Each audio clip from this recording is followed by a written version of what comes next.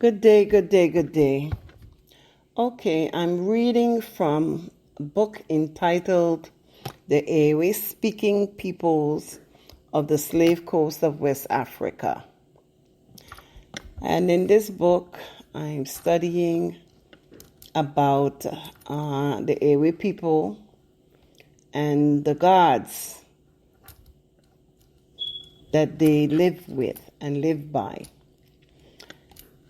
The writer writes, the generic terms used by the EWE-speaking peoples for gods and superhuman or supernatural agencies of all kinds are Edro and Voodoo, which thus corresponds to the Twi term bosom, the God term Wang, and the Yoruba term Orisha. The word voodoo is that most commonly used in Dahomey and by the eastern tribes, and Edro by the western. Voodoo appears to be derived from vu, to be afraid, or from vo, harmful, and edro, from dro, to direct, judge, or execute. From the latter are a number of derivatives such as drono, witchcraft, drono, wola, witch or wizard, drowe, dream or vision, literally place or origin or region of the gods or mystical region. Kudro, to dream, literally to attain a godlike or mystic condition. The accent mark facing left is the above. In the above indicates a highly nasal intonation, and w represents the aspiration W, the aspirated W or HW. The term voodoo, it may be mentioned, is still used at the present day in the West Indies in the so-called voodoo or voodoo worship of the black man of Haiti, and which, according to the testimony of Spencer St. John, a human victim is still offered. This was back in the 1800s. In the worship of the non-venomous snake of the island. It may also be traced in Louisiana under the same name, voodoo, by the cults, has degenerated in a number of insignificant superstitious practices, nothing remaining in the original but the name, and even that a recent American author has proved to his own satisfaction is derived from the Pays du Vaud. That the term voodoo should survive in Haiti and Louisiana and not in the British West Indian Islands will surprise no one who is acquainted with the history of the slave trade. The Twi-speaking people called Goromantes in the slave dealers' jargon, and who were exported from the European forts on the Gold Coast, were not admitted into French or Spanish colonies on account of their disposition to rebel, and consequently they found their way into the British colonies, the only market open to them, while the French and Spanish colonies drew their chief supply from the EWE-speaking slaves exported from Quaida and Badagry. For the sake of convenience, I propose describing the gods of the EWE-speaking peoples in the following order. 1. General deities, that is, gods worshipped by the EWE-speaking peoples as a whole. 2. Tribal deities, that is, those worshipped by one or more tribes. 3. Local deities. MAWU, the god, who ranks first in the religious system of the EWE-speaking peoples, is named MAWU, a word which, besides being a proper name, has also the meanings of sky, firmament, and rain. It is derived from wu, to stretch over or overshadow, and the God himself is no other than the indwelling spirit of the firmament, the deified canopy of the heavens. The EWE-speaking peoples, like most uncivilized races, according to the writer, imagine the earth to be flat. They have mentally divided a horizon into 4 quarters, namely in front, behind, to the right, and to the left, and so come to fancy that earth is square, while they believe the whole to be enclosed by the heavens, which is to them a solid and tangible roof to the earth, stretching over the 4 corners and there joining them.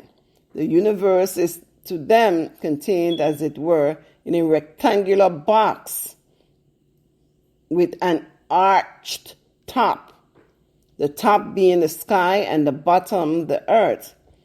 And their 4 points of the compass are Anigo, lower side, Zigo, Dizigo, upper side, Wugo, seaside, and Wegu, west.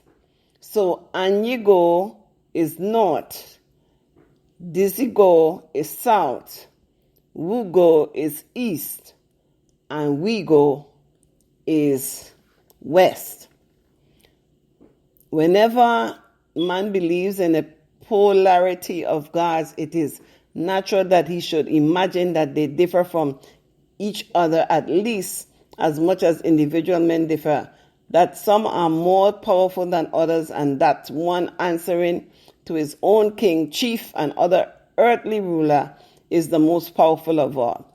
And in the selecting the God who is to fill the latter position, what is more natural than that he should assign the chief place to him to huge and solid mass of sky, which encompasses the earth like a vast roof, and which, if the sky god were ill disposed, could so easily crush out all earthly life.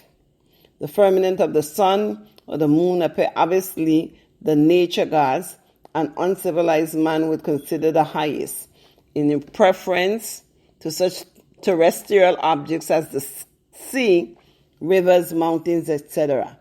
And in West Africa, the bias of the Negro mind appears to have been almost universally in favor of the first. Interesting. MAWU then is regarded by the EWE-speaking peoples as the most powerful of the gods, but he is not a supreme being or creator. Although he is the chief, he is but one of the many independent gods.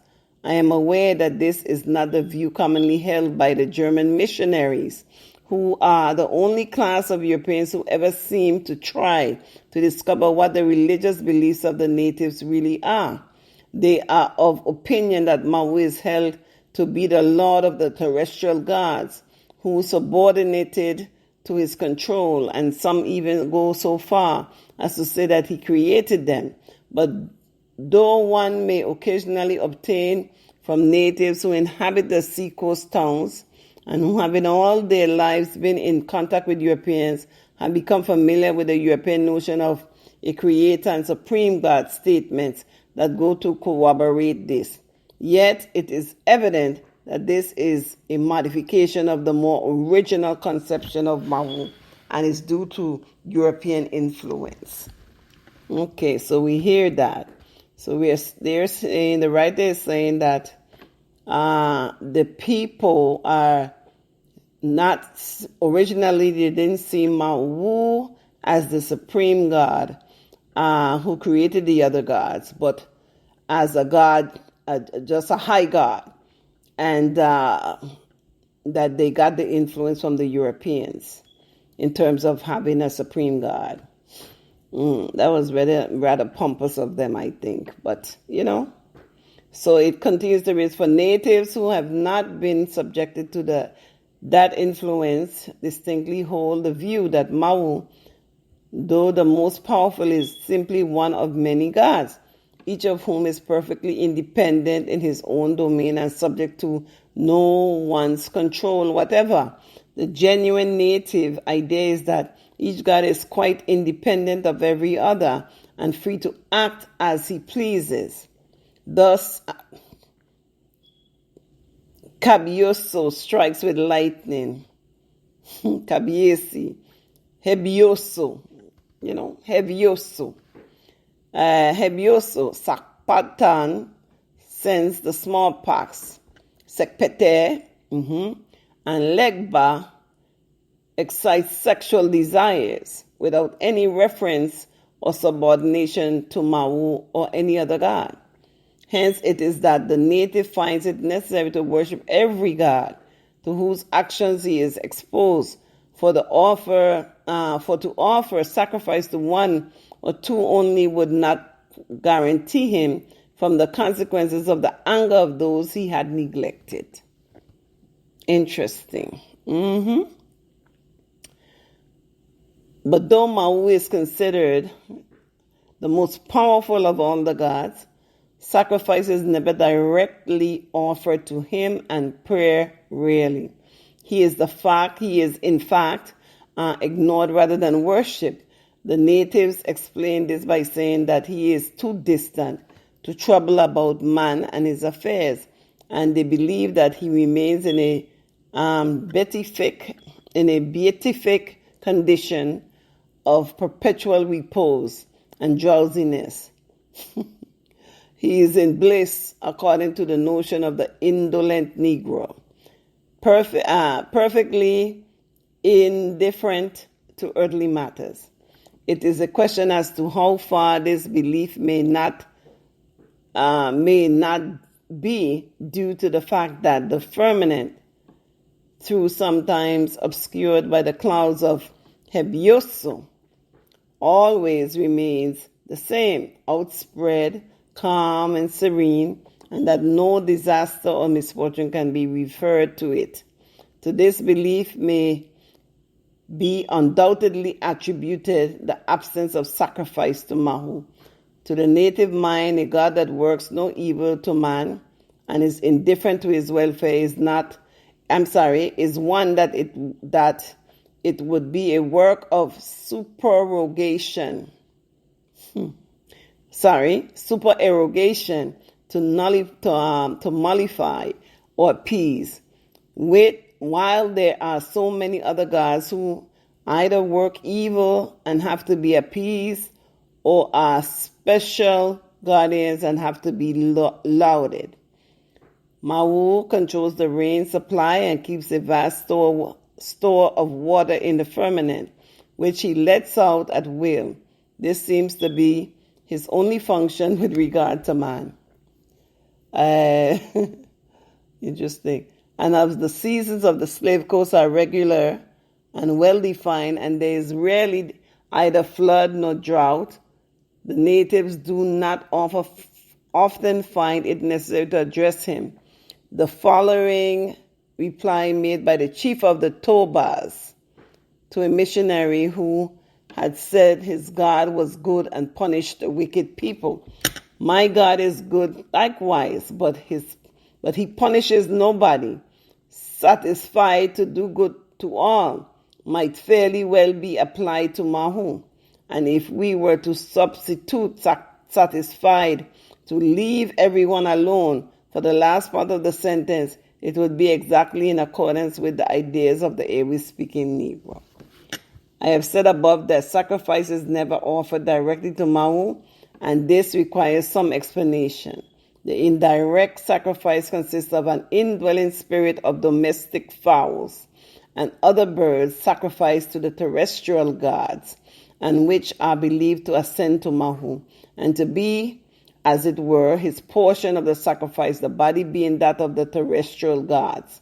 The explanation of this notion seems to be as follows.